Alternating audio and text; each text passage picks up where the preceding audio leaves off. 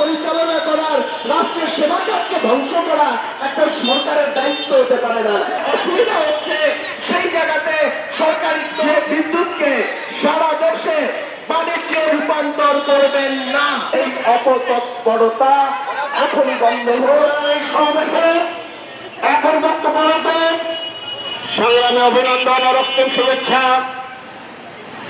আপনারা জানেন, নাগরিক হিসাবে বিদ্যুৎ পাওয়ার আমার অধিকার নিজের দিয়ে দেওয়ার ফয়সালা করতেছিল, আমরা প্রতিবাদ করেছিলাম। এটা শুধু অসুবিধা না, পুকুর চলতেছে, জনগণকে ঠকানো হচ্ছে, প্রতারণা করা হচ্ছে। যেখানে মানুষ আগে 400 টাকা বিল দিত, এখন 2000 টাকা। এর তীব্র নিন্দা জানাই আমরা, এবং এই প্রিপেড মিটার আমরা চাই না।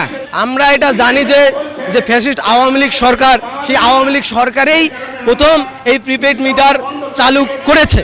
আমরা সরকার পরিবর্তন হওয়ার পর থেকে, আমরা জুলাই গণ অভ্যুত্থানের পরবর্তী সময় থেকেই আমরা এই প্রিপেড মিটার বাতিলের দাবিতে রংপুর সহ সারা দেশেই আমরা নানান ধরনের কর্মসূচি গ্রহণ করছি, এবং আমরা দেখেছি এই প্রিপেড মিটারের কারণে জনগণের একটা নানান ধরনের সংকট তৈরি হয়েছে।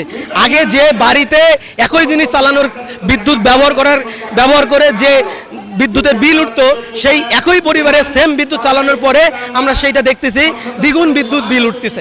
আমরা এই কারণেই এই ধরনের অযৌক্তিক একটা প্রিপেড মিটার, সেই প্রিপেড মিটার বাতিলের দাবির জন্য আজকে আমরা এখানে অবস্থান নিয়েছি। এর শেষ এক কথায়, যতক্ষণ না পর্যন্ত প্রিপেড মিটার প্রত্যাহার না হবে এই আন্দোলন চলবে।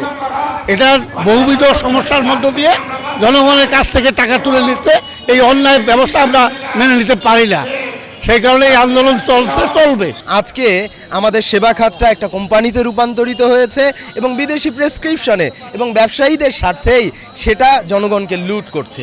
জনগণকেই এর প্রতিবাদ জানাতে হবে, জনগণকেই এর বিরুদ্ধে দাঁড়াতে হবে। এই রাষ্ট্রের মালিকানা তার, সেটা তাকে আদায় করে নিতে হবে, এবং জনগণ সেটা করবে। বাংলাদেশের ইতিহাস সেটা বলে। আমরা জনগণের পক্ষে বলছি যে এই প্রিপেড মিটারটাকে বাতিল করতে হবে, এই সিদ্ধান্ত প্রত্যাহার করতে হবে, এবং নেসকো কোম্পানি যারা অন্যায়ভাবে জুলুম করছে এদের বিচার করতে হবে, এদেরকে আইনের আওতায় আনতে হবে। বন্ধুরা আমার, আপনারা দেখেছেন যে যেখানে রংপুরবাসী মানুষ লোডশেডিংয়ে হাঁসফাঁস করছে, আর সেই সময় কয়েকটি বাড়িতে, কয়েকটি প্রতিষ্ঠানে তারা গোপনে সংযোগ দিয়ে সেখানে এমার্জেন্সি লাইন দিয়ে সেখানে ব্যবসা করতেছে।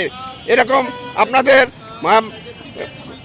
RNB-তে একটা নিউজ হয়েছে, এর মধ্য দিয়ে তারপরে তারা তাদের হুঁশ হয়, তখন তারা লাইনটা কেটে দেয়। তো এইভাবে তুগলকি কারবার চলছে। যাই হোক, আমাদের পরিষ্কার কথা, আমরা স্পষ্ট ভাষায় বলতে চাই, আগামী 30 দিনের মধ্যে যদি এই ধরনের অশুভ কর্মতৎপরতা বন্ধ করা না হয়, যদি প্রিপেড মিটার প্রত্যাহার করা না হয়, তাহলে আমরা 30 দিনের মাথায় আমরা এই নেসকো কার্যালয় হাজার হাজার জনগণ নিয়ে আমরা ঘেরাও করব। এর পরিণতি কি হবে এটা আমাদের দায়িত্ব নয়। আমাদেরকে সরকারের কাছে আমি বলতে চাই যে আমাদের দোষ দিতে পারবেন না, রংপুরবাসীকে দোষ দিতে পারবেন না। এই কারণে আমরা আজকে রাস্তায় দাঁড়িয়েছি।